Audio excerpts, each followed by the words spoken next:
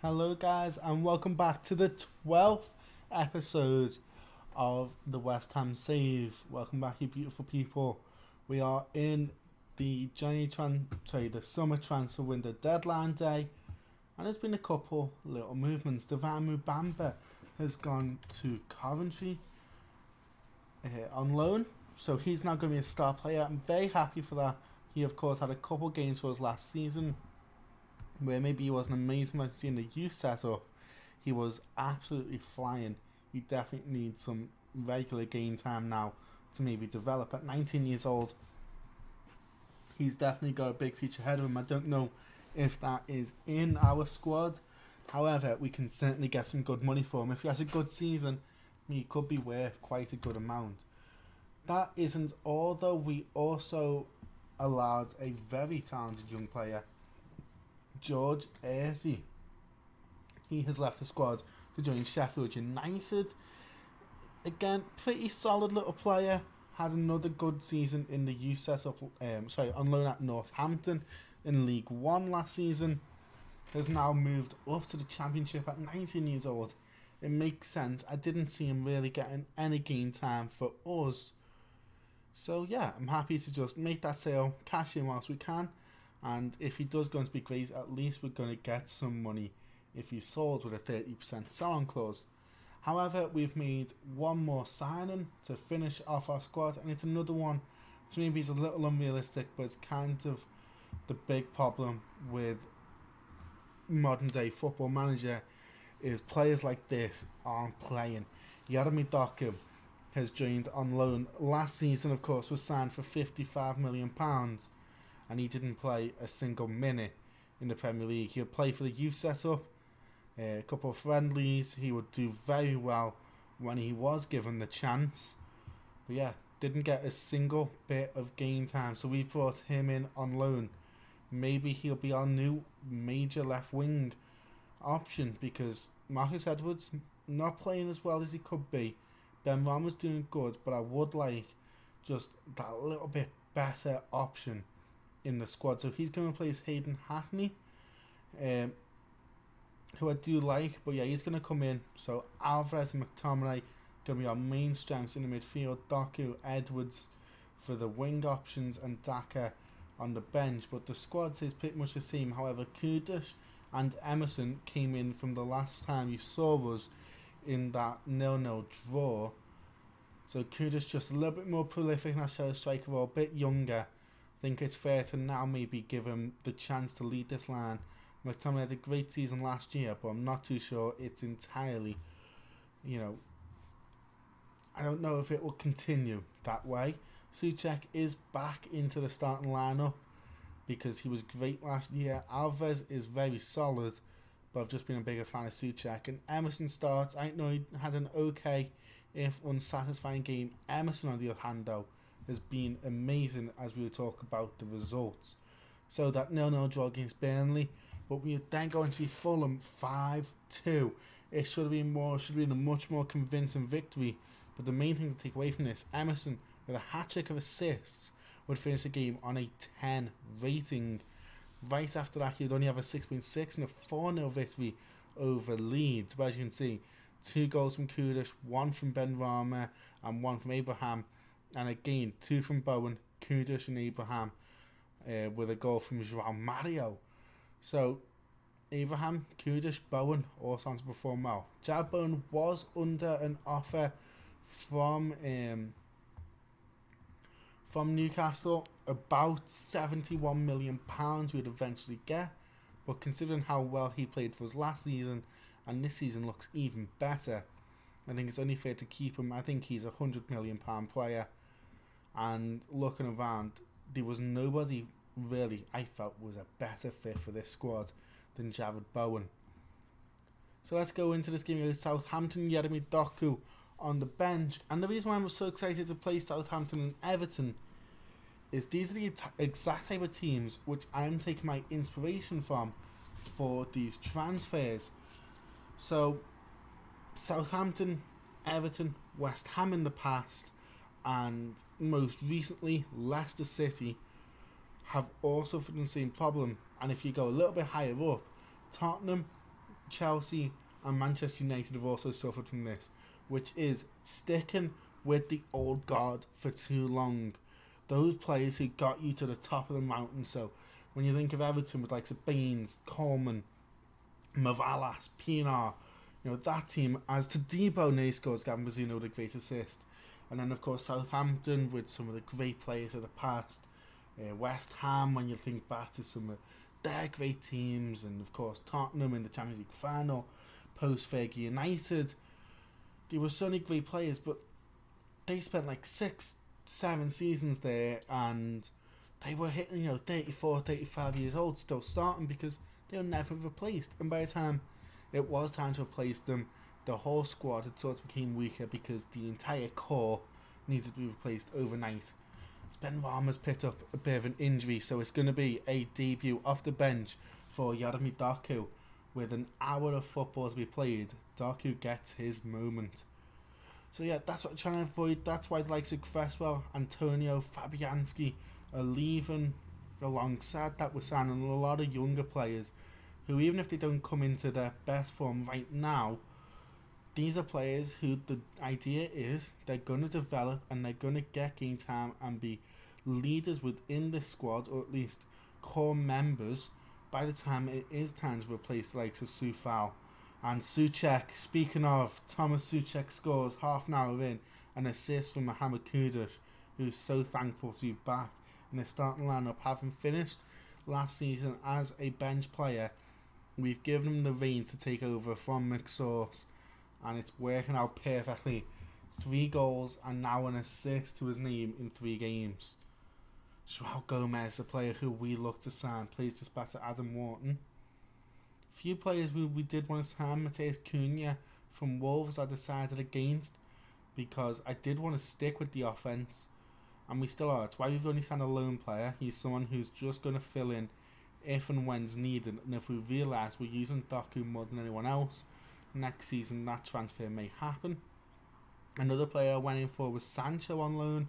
However, they wanted £1 million a month for him, so that was far too much, as well as us paying his entire wages. As Bowen, very close to scoring. So yeah, we had a couple good options. Selling Jared Bowen, looking at bringing in maybe a new star winger who's younger. It's Todibo scores from a James Ward-Prowse corner kick, and we are beginning to fly here. And it is so similar to last season, a draw where we looked maybe a little bit unconvincing, but now this squad is starting to really turn up. Jean-Claire Todibo gets a second goal, a double in the space of 2 minutes. Southampton, welcome back to the Premier League, my friends. Ward-Prowse. That's why, for example, Hayden Hackney's there. If Ward-Prowse isn't, performing all too great, he'll be replaced. Doku, nearly cleared by Adam Wharton. Not necessarily Hackney's going to take over from Ward-Prowse. I still think Ward-Prowse has about 5 years left in him, but I do want to try and make sure that these players we aren't over reliant on them. As Tammy gets his 3rd goal, he's scoring 1 a game. You can't do much better than that. Thank God I didn't sell him. An assist from João Mario, who is coming into his form now. This squad is really ticking along. As I said, I didn't think we'd be all too great with transfers, but we are doing exactly that with this West Ham team. We're signing young, exciting players who fit our tactic, whilst also maybe slowly changing it to what I feel is the future of this squad, which is going to be high-octane offence. Adam Armstrong on his right-hand side, obviously someone you need to worry about. Looks for Samuel Edozie, and there it is, 3-1. The ex-Manchester City youngster is able to get onto the score sheet and breathe a bit of life into this dying side at St Mary's. And Ward-Prowse wants to just turn the dagger a bit more. Looks for Emerson, head away to Debo, heads over the bar, and it rolls safely off of the net. But yeah, I'm very happy that we have our 25-man team. I know you may look and say there's 24 players in your team. Right now, I've gone in, but Alex Smith is in the under-21s. But yeah, this is very good. Still have a couple exciting young players in the setup, even with the likes of Mubamba and Earthy gone. The likes of Ollie Scarls is there. There's another striker, not Cameron Archer, I can't remember his name, who looks good, who's arguably better than Mubamba, which is one of the main reasons, because I definitely can see us needing to rely on him at some point throughout this season, as Adam Armstrong looking to make this 3-2 and really put them back in. Adam Wharton shoots just wide. Is it Stephen or Scott Armstrong? Stuart Armstrong, of course. Ex-Rangers Stuart Armstrong. He's been there for so long. Well, it's weird, I do kind of forget he's there. Bowen, not having his greatest game, maybe was very much turned by the idea of joining Newcastle with their big money. Not to say we don't have big money, but we more have to facilitate that by selling. It's Kudush, shoots over the bar. It's why the likes of Bowen are available to be sold, because that is how we sign the top guys. You sell someone, replace them with someone you believe in a bit more. With 20 minutes left to go, now down to 15. We look comfortable, but we're still not quite out of the woods yet. There's definitely still worrying moments here. Southampton just need to score one. So Scott McTominay's on, someone who can always come in clutch when needed. We've also brought in Edson Alvarez to try and strengthen up our backline, as Souček basically passes the ball to the hands of Gavin Bazunu.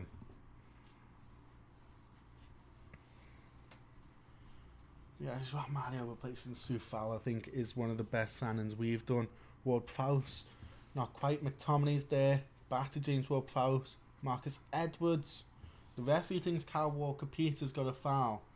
And Walker-Peters may be frustrated, as he was number one option before Joao Mario popped up. Maybe taking his frustrations out on us as a penalty is awarded. I'm not sure who's going to take this. It looks like James Ward-Prowse.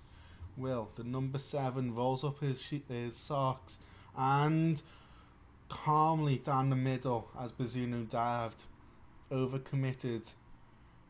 Pure, beautiful composure there by James Ward-Prowse. And 4 different goal scorers today. West Ham, we look like such a well-oiled machine right now. 3.74 XG, a solid 4-1 win. Everyone playing at their best levels, but let's see what this Benrahma injury is like, because Saeed has been on some top form since he's been back in the squad, so I really hope this isn't a bad injury, but it will really benefit us. It's only a calf injury, 1 to 2 days, but yeah, that's definitely made us feel better. Transfer window roundup, biggest spenders was Manchester United with £152 million sold. They would bring in David Raya from Brentford for £60 million, Alexander Nubel from Bayern, so 2 new goalkeepers. What's happened to Andre Onana? Guido Rodriguez and Mehdi Taremi would both join on fees. As for out, McTominay, Brandon Williams, Donny van der Beek's gone to Madrid, Greenwood back to Getafe, Altay Bayindir, another goalkeeper, being sold to Besiktas. I had no idea he was available. I'm a big fan. Shulla Shortire, Ethan Williams, big fan of this guy. Isaac Hansen Arroen, really, really talented young player. Someone who I can definitely see getting somewhere, not in the United squad, I doubt, but definitely has a future in sort of League One Championship football. And we'll be back for the Everton game, but for now, top of our little section here. Of course, Liverpool and Newcastle 2 points ahead, but Liverpool's just in a class of their own. But above, Tottenham, Villa, United, Arsenal and Chelsea. 4 games, 10 points, undefeated. I think we're doing pretty good, and we have Norwich in the 3rd round. But if we can keep hold of this 3rd spot, it's going to be so important. A consistent Champions League team, you've got to say we are ready for the big time.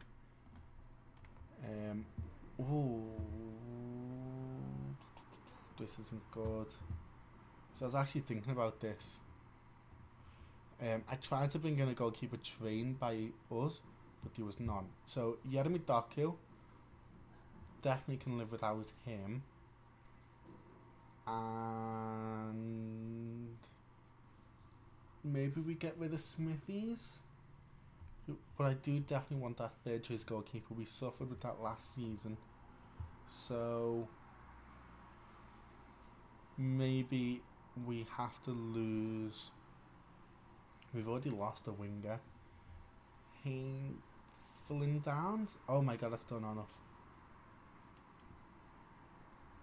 Wait, we need to save. We need to somehow make up 4 places.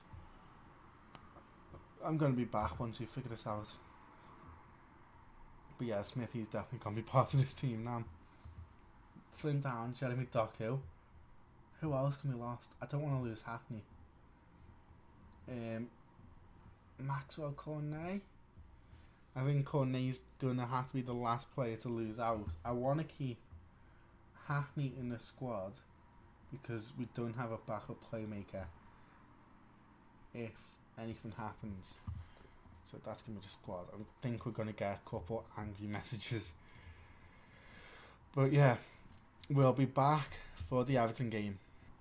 And we are back. And it's the game against Everton.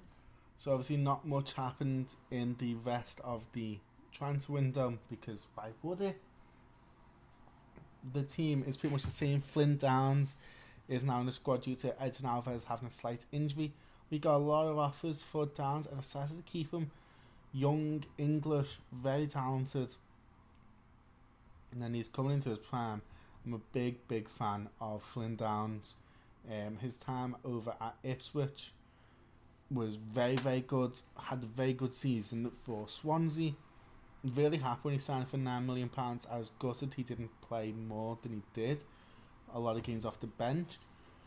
But I'm very excited to have him in this squad. He's definitely someone I see slowly having more and more of an influence on the squad.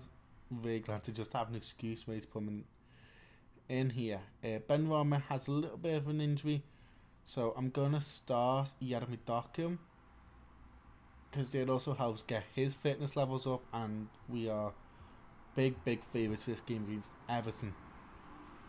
The Champions League fixtures have been announced. We'll talk about them. And I do want to say the plan is to have about 1 episode per in-game month. So 12 episodes a season. Might be a couple months which maybe we skip over, but it also just allows me to be able to record it allows you to be able to record more episodes to upload if I'm recording them a bit closer by, because I have to kind of bulk record 2-3 episodes in one day. As Jeremy Doku he scores, good save, not even a save, could have been a lot better actually. But yeah, I can record 2-3 times a week to upload 5 episodes. So if I'm trying to skip through in one sitting half a season, it's just not going to be plausible. It's why, for example, these the 2 first episodes of the season were pretty much back-to-back games because there wasn't much more I could do other than that. But next episode we're going to go a little bit further on.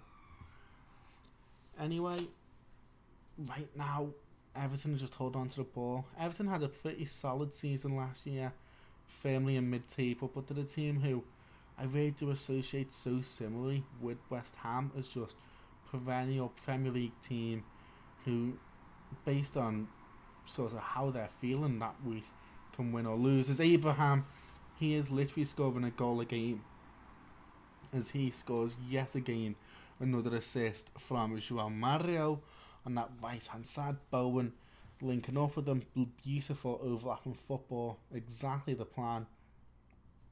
Overlapping wing backs, multi-dimensional wingers who can assist, score, play through the middle. I love it. It's the reason why I'm not too sold on Doku, is I find Ben Rama's just that little bit more multifaceted. Doku's going to want to maybe spread the play more on that left hand side, which means him and Emerson aren't a great combination. It's akin to when Alba and Ousmane Dembele played on the left hand side for Barcelona. Things are going very well. Obviously much worse than, for example, when Alba and David Villa or Pedro played on that left hand side, because there was just a lot more variation where Alba could over or underlap, because the winger could play wherever was necessary, through the middle, touchline, a little bit more centrally, like midfield wise, a lot more options. Kudus there steps up, intercepts the pass. Abraham out wide to Bowen. Go on, Bowen. Off the post, a lovely chance there from the edge of the box. Pretty happy with that. But yeah, Doku's probably going to come off. Just not too sold on his ability to link with Emerson. But he is such a talented player. We all know that from real life. So there's no reason for me, at least, to be like, yeah, we're going to sell. You know, we're not going to bring him in. We're going to just settle for no left winger. He's obviously much better than Maxwell Cornet. There's anyway 50 minutes left. This game's kind of... Ooh, Souček heads just over the bar from the free kick. This game's kind of passed us by without us knowing. So with building the 10 minutes left to go, Souček off for Flynn Downs. And I'll bring Emerson off for Aitnori, who's going to just continually make a couple of appearances off the bench until I can feel comfortable starting him a bit more. Bowen on this right hand side. Go on. Get your assist. Keep them stats high. Keep playing good football to Debo. Couldn't quite get there ahead of Godfrey, but Bowen recollects it on the edge of the box. Beautiful meandering run. Flynn Downs out wide to Nayef again. Back to Downs. You can see the faith I have in him. I've given him that number 8 shirt. Aitnori again. Not the greatest football. I'd want us to be a little bit more attacking. But this is kind of what we're slowly building to here. A lot more controlled against pretty solid teams. There's João Mario. Ooh, nearly the picture perfect cross to Ben Ram at the back post. It's Flynn Downs once more. Aitnori, go on kid, get your assist. Cross intercepted, Downs is there again. Look at how much we've pinned back this Everton side. They can't move. João Mario on the right hand side pulls across, blocked by Mikalenko.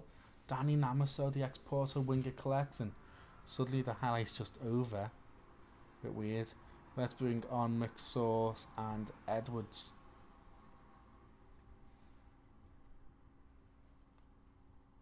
There's the strength of having 2 wingers.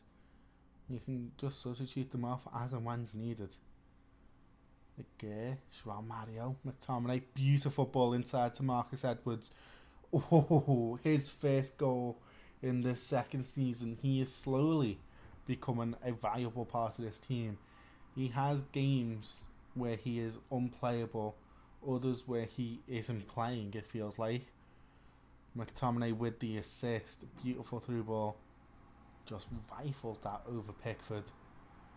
But that's exactly what I want.